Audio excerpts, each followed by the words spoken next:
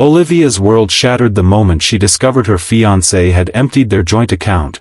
$87,000 vanished along with her dreams of opening her own design studio.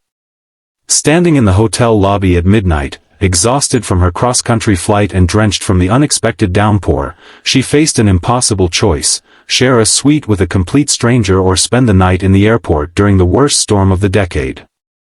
"I'm sorry, Ms. Reynolds, but we're completely booked due to the technology conference. The only available accommodation is sharing the executive suite with another guest who's already checked in," the receptionist explained apologetically. "He's a regular client, very respectable." Olivia clutched her phone, the breakup text from her fiancé still illuminated on the screen. "Found someone better. Good luck with the business." If she missed tomorrow's presentation, she'd lose her last chance at the investment funding that could save her career and provide stability for her future. The question burning in her mind: could she trust a stranger when the man she'd planned to marry had just betrayed her so completely? Across the lobby, Marcus Donovan paced anxiously, his phone pressed to his ear. "How high is her fever now?" he asked, concern etching deep lines around his eyes.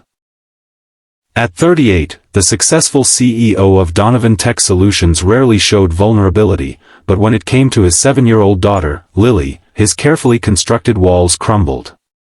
"I'll try to get the first flight out tomorrow morning, sweetheart. Put Grandma back on the phone." The conference presentation tomorrow could secure his company's future, a partnership worth millions that would ensure Lily's college fund and the specialized medical treatments she needed. But his daughter needed him too, and the storm had grounded all flights indefinitely. When the hotel manager approached with news about sharing his suite, Marcus initially refused. The last thing he needed was a distraction when his mind was already torn between business obligations and his daughter's illness. But something about the woman standing dejectedly by the reception desk. Professional attire rumpled from travel, dark hair falling from what had probably been an elegant updo that morning, made him reconsider. Perhaps it was the familiar look of someone fighting to keep everything together when the world was falling apart. "One night," he agreed reluctantly. "But the suite has separate bedrooms." The tension in the elevator was palpable as they rode in silence to the top floor. Olivia studied her unexpected roommate from the corner of her eye. Tall, broad-shouldered, with the confident stance of someone accustomed to command. His tailored suit couldn't hide the fatigue in his posture, and the way he kept checking his phone suggested his mind was elsewhere. "I'm Olivia Reynolds," she finally offered, extending her hand. "Marcus Donovan," he replied, his handshake firm but brief. "I have an important call to make as soon as we arrive. I'd appreciate privacy." The suite was luxurious but suddenly seemed too intimate for strangers. A shared living area separated two bedroom doors, with a stunning view of the city lights blurred by raindrops racing down the floor-to-ceiling windows. "I'll stay out of your way," Olivia promised, wheeling her suitcase toward the bedroom on the right. Marcus nodded curtly before disappearing into the other room, door firmly closed behind him. But the walls were thin enough that Olivia couldn't help overhearing fragments of his conversation. Something about medication schedules and fever reducers. The concern in his voice contradicted his businesslike exterior, leaving her wondering about the real man behind the CEO facade. What neither of them realized was how this one night of inconvenience would change the trajectory of both their lives forever. Morning arrived with unexpected complications. Olivia woke early, desperate for coffee before her presentation. With no room service available due to the storm's impact on staffing, she found herself searching the suite's kitchenette for supplies. The only clothing she had unpacked was a simple white button-down shirt that reached mid-thigh, comfortable enough for sleeping but hardly appropriate for encountering her suite mate. Assuming Marcus was still asleep, she padded quietly across the living area. The moment she rounded the corner to the kitchenette, she froze. Marcus sat at the small table, laptop open, already dressed in a fresh suit minus the jacket. Their eyes met in mutual surprise. "I thought you were still sleeping," she stammered, suddenly acutely aware of her bare legs and disheveled appearance. Something shifted in Marcus's expression, a momentary crack in his professional veneer that revealed appreciation before he quickly averted his gaze. "I have an early video conference," he explained, his voice slightly rougher than the previous night. An awkward silence stretched between them until Olivia, drawing on courage she didn't know she possessed, decided to break the tension with unexpected boldness. She walked deliberately to the coffee machine, reached for a mug, and then turned to face him directly. "Like what you see?" she asked, with a small smile that was part challenge, part genuine question. The coffee mug Marcus had been holding froze halfway to his lips. For the first time since they'd met, he really looked at her. Not as an inconvenience or a stranger, but as a woman with a spark of defiance in her eyes despite whatever troubles had brought her here. He began, but was interrupted by his phone ringing. The screen displayed "hospital," and his expression transformed instantly from flustered to fearful. He answered immediately, turning away from Olivia, his shoulders tense. "What happened? Is she okay?" The panic in his voice was unmistakable. Olivia retreated to her room, giving him privacy, but the brief exchange had revealed something important.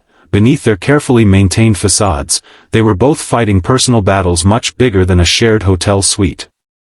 By the time Olivia emerged again, properly dressed in her presentation attire, a tailored navy suit that projected confidence she didn't entirely feel, Marcus was ending his call, his face ashen. "Is everything all right?" she asked, unable to ignore his obvious distress. Marcus ran a hand through his hair, a gesture that seemed to strip away years of practiced corporate poise. "My daughter's in the hospital.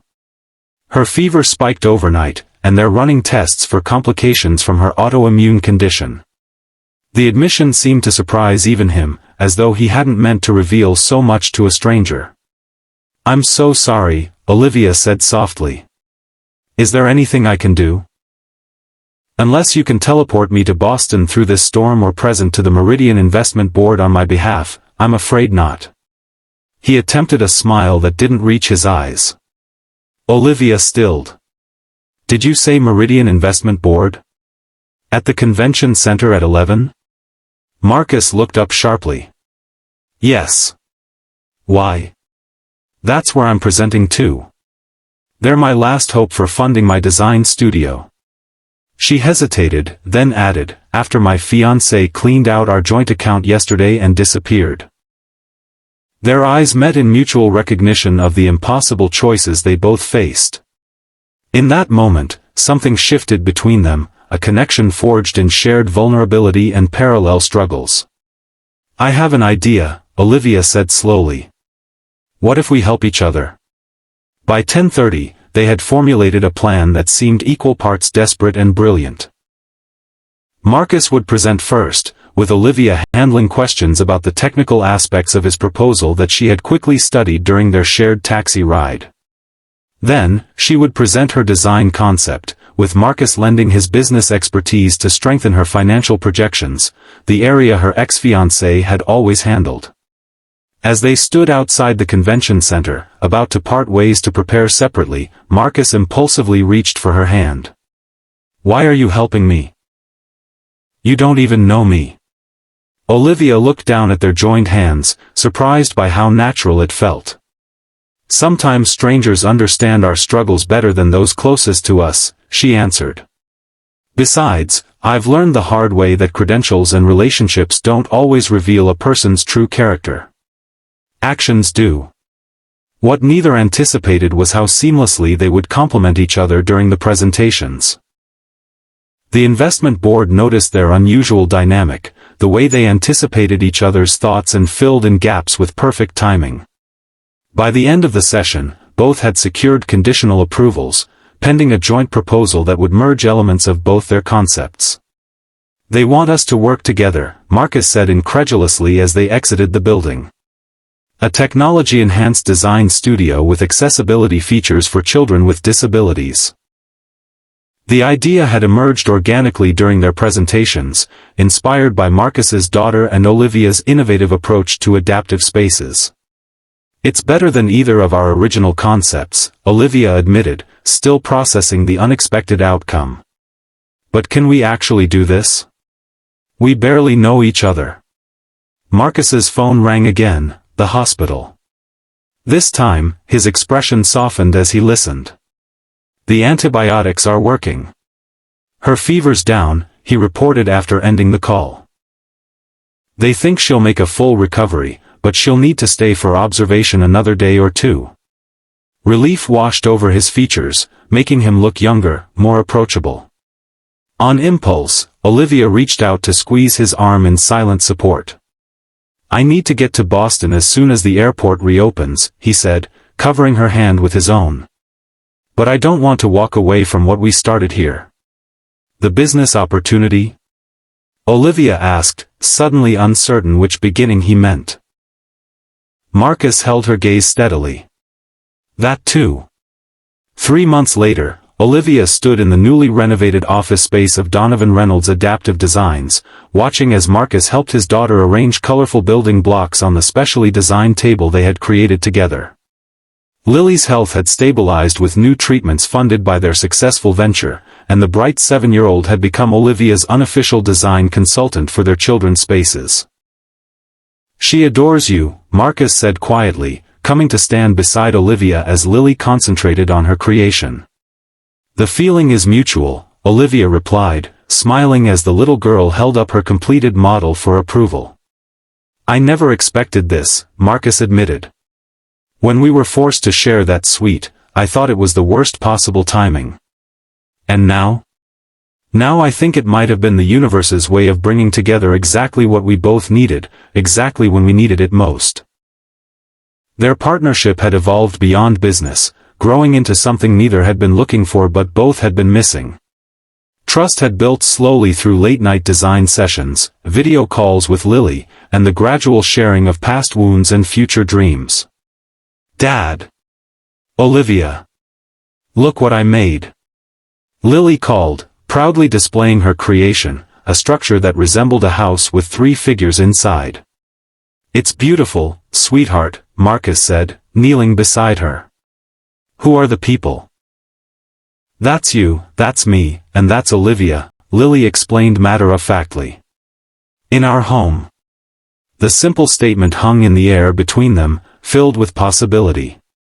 Marcus looked up at Olivia, a question in his eyes that he hadn't yet found the courage to ask aloud. Olivia felt tears prick her eyes as she knelt down beside them, completing a circle that somehow felt like family despite all logic and conventional timelines. Sometimes the heart recognized home before the mind could process the journey. I like your vision, Lily, she said softly. It's perfect. Later that evening, as they stood on the balcony of Marcus's apartment watching the sunset paint the sky in shades of promise, he finally asked the question that had been building since that first morning in the hotel suite. Do you ever think about how different our lives would be if there had been 2 rooms available that night?